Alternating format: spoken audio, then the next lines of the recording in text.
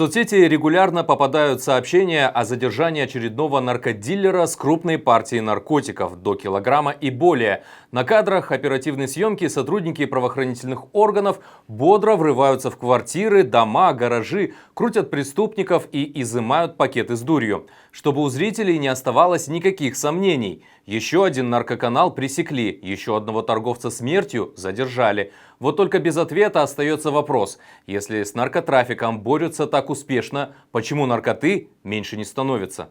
Телеграм-каналы, где продают меф, скорость и прочую дрянь, плодятся и процветают. Закладчики и покупатели средь бела дня рыщут по городам. Наркомания стала эпидемией. На химию подсаживаются малолетки чуть ли не со средней школы. Что не так? Адвокат из Тараза Габит Промагамбетов совершил невозможное – сломал систему. В судах он смог доказать, что фабрикация дел по борьбе с наркотрафиком поставлена на поток. Полицейские разыгрывают спектакль, подбрасывают наркотики и хлопают нереальных наркодилеров, а тех, кто подвернется под руку. Оправдание. Этот вердикт – явление уникальное для казахстанской судебной системы.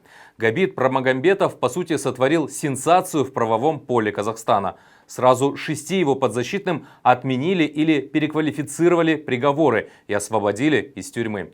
Все эти люди были жертвами полицейского беспредела.